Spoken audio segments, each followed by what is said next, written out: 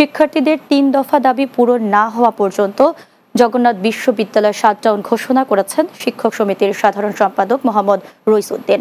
বৃহস্পতিবার কাকরাইলে আন্দোলনরত শিক্ষার্থীদের সঙ্গে আলোচনা শেষে এই ঘোষণা দেন তিনি। টানা দ্বিতীয় দিনের মতো সড়কে অবস্থান নিয়েছেন জগন্নাথ বিশ্ববিদ্যালয়ের শিক্ষার্থীরা। দুপুর 12টায় প্রধান উপদেষ্টার বাসভবন যমুনার সামনে আন্দোলনরত শিক্ষার্থীদের সঙ্গে একাত্মতা ঘোষণা করেন মোহাম্মদ রইসুদ্দিন।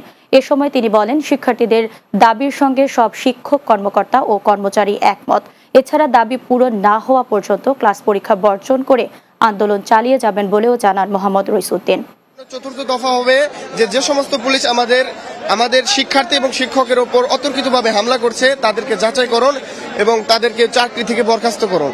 দাবি দেওয়ার দিক থেকে আমরা এখন পর্যন্ত সরকারি দিক থেকে তেমন কোনো সাড়া পাই নাই, কোনো ব্যাপারেই না। যতদিন পর্যন্ত না আমাদের দাবিগুলো ঠিকভাবে পূরণ না হচ্ছে ততদিন পর্যন্ত আমরা আন্দোলন করতে থাকবো, কারণ এই দাবিটা আমাদের দীর্ঘদিনের দাবি।